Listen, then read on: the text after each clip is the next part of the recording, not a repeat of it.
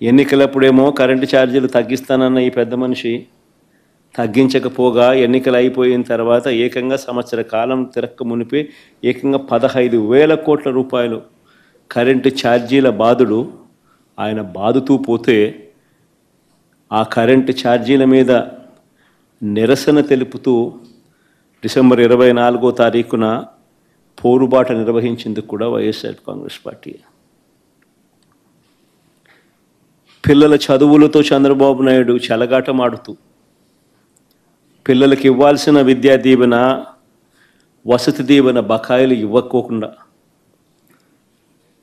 చివరికి ఆ పిల్లలు చదువులు ఆపేసి పనులకు పోతా ఉన్న పరిస్థితుల మధ్య ఆ పిల్లలకు తోడుగా నిలబడుతూ మార్చి 12న యువత పోరు పేరుతో ఆ పిల్లలకు తోడుగా ఉంటూ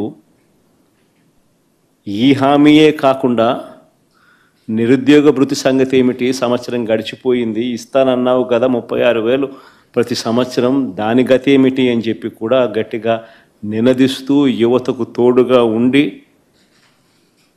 మార్చి 12వ తారీఖున యువత పోరు నిర్వహించాం. జూన్ 4వ తారీఖున రాష్ట్ర వ్యాప్తంగా చంద్రబాబుకు చేసిన మోసాలను నిలదీస్తూ వెన్నుపోటు దినం కార్యక్రమం ద్వారా ప్రతి అసెంబ్లీ నియోజకవర్గంలో కూడా వేలాది మంది బాధిత ప్రజలతో కలిసి చంద్రబాబు నాయుడు గారు ఎగ్గొట్టిన సూపర్ 6, సూపర్ 7 హామీలనన్నీ కూడా ఎత్తి చూపిస్తూ ఈ ఎగ్గొట్టిన ఈ బాకీల సంగతి ఏమిటి, మీరిచ్చిన బాండ్ల సంగతి ఏమిటి అని చెప్పి గట్టిగా నిలదీస్తూ జూన్ 4వ తారీఖున వెన్నుపోటు దినం రాష్ట్ర వ్యాప్తంగా కూడా చేశాం. ఇప్పుడు కూడా ఒక బృహత్తర ప్రణాళిక తీసుకుని రాష్ట్ర వ్యాప్తంగా కూడా రీకాలింగ్ చంద్రబాబుస్ మేనిఫెస్టో అన్న పేరుతో బాబు ష్యూరిటీ మోసం గ్యారంటీ అన్న నినాదంతో చంద్రబాబు నాయుడు గారు చేసిన మోసాలన్నీ కూడా ఎత్తి చూపిస్తూ ప్రజలను చైతన్యవంతులను చేస్తూ చంద్రబాబు నాయుడు గారు ఇచ్చిన బాండ్లను ప్రజలకు మళ్ళీ ఒకసారి వాళ్లకు తెలియజేస్తూ ఆ బాండ్లను తెలుగుదేశం పార్టీ నాయకులకు చూపిస్తూ ఈ సంవత్సర కాలంలో బకాయిలను సంవత్సర కాలంలో వీళ్ళకి ఇవ్వాల్సిన డబ్బులు ఎంత అని వాళ్ళే లెక్కేసుకుని చంద్రబాబు నాయుడు అడిగేట్టుగా, గత సంవత్సరాన్ని అడిగేట్టుగా ఈ సంవత్సరం ఎప్పుడు ఇస్తామని చెప్పి నిలదీసేట్టుగా చంద్రబాబు నాయుడు గారి మోసాలను ఎత్తి చూపుతూ ఈ నెల జూన్ 25వ తారీఖున రాష్ట్ర స్థాయిలో నేను స్టార్ట్ చేస్తే నియోజకవర్గ స్థాయిలోనూ అద్భుతంగా ఈ కార్యక్రమం జరిగింది. ఇప్పటికే జిల్లా స్థాయి అయిపోయి ఇప్పుడు మండల స్థాయిలో కూడా జోరుగా ఈ కార్యక్రమం జరుగుతూ ఉంది.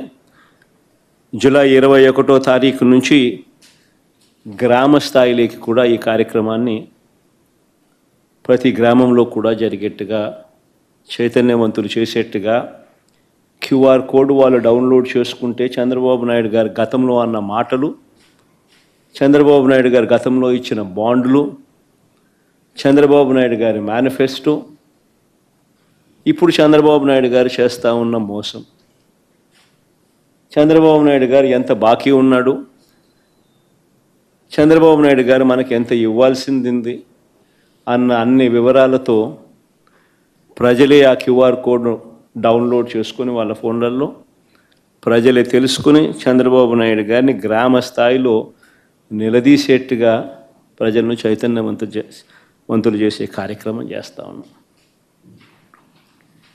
ఇలా మేము చేసే ప్రతి పని కూడా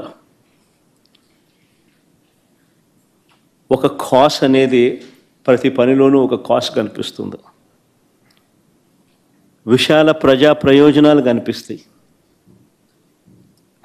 ప్రజలకు సంబంధించిన ప్రతి అవసరము ప్రజల తరపున వారికి సంబంధించిన ప్రతి అంశము లేవనెత్తే ఒక విశాల దృక్పథం, విశాల ప్రజా ప్రయోజనం కనిపిస్తుంది.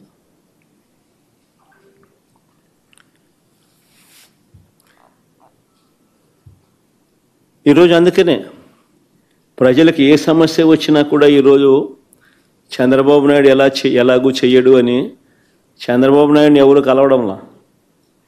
ఆయన ఎలాగో కలిసినా వేస్తే ఆయన ఎలాగూ చేయడని ప్రజలకు కూడా బాగా అర్థమైపోయింది.